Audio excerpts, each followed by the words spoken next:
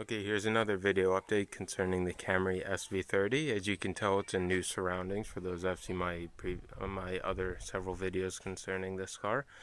And yeah, I was able to drive it. It was pretty scary since the windows did not open, and I knew there was rats in the cars with me, so I still drove it anyway. I reattached the driver's seat, and I brought it here.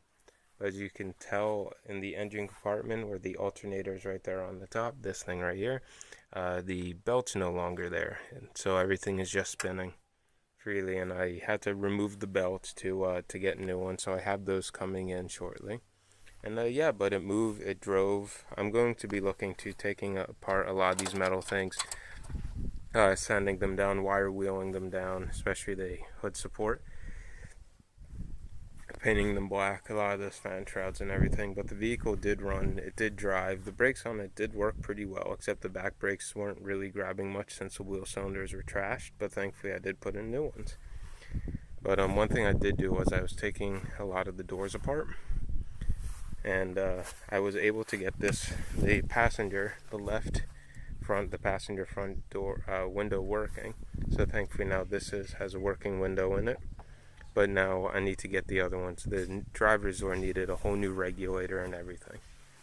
But if you can see here, under the windscreen and between the hood where the cowl is supposed to be for the intake for the vents for the car, it's taped right now. But that's because I recognized water was coming in there, and when I looked in on the flashlight, one of the sides was rotten out, and I poured water in there and it was streaming inside the car, so I needed to take the dashboard out and the box and everything inside and take a look to see what rotted out, what hose broke, or all those different things. I also noticed on the windscreen here where there's the crack, up here it's actually bulging out a little bit and water was getting into there. And I noticed that through looking at the headliner up here that it was all wet. And then water was dripping down this thing here and just dripping out of here. So that's where some of the water was coming from. So I know I have water coming at two spots, so that's going to be a lot of work. Probably the next video you'll be seeing the dashboard will be out. But I've been holding on to all the parts and everything. One of the wheels goes bad, but I know I need to get a whole new set of wheels for it.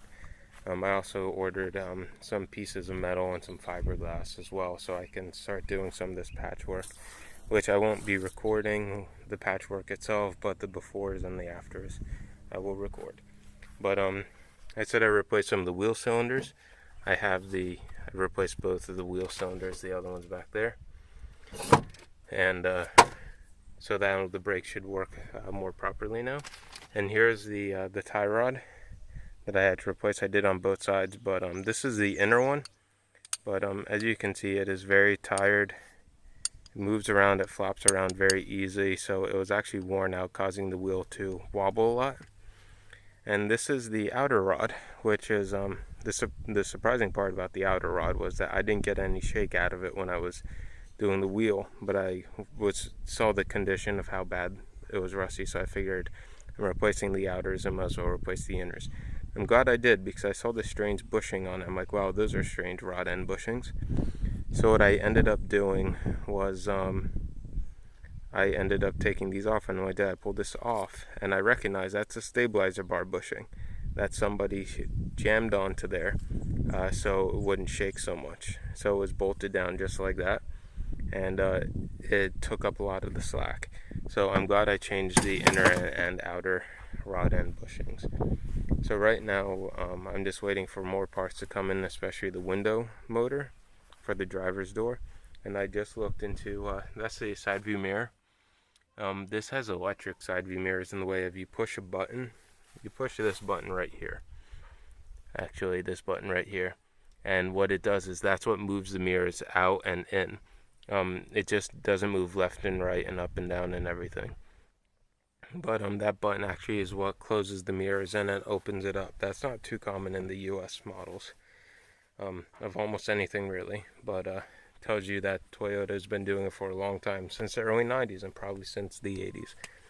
So, but thankfully everything is it's moving forward.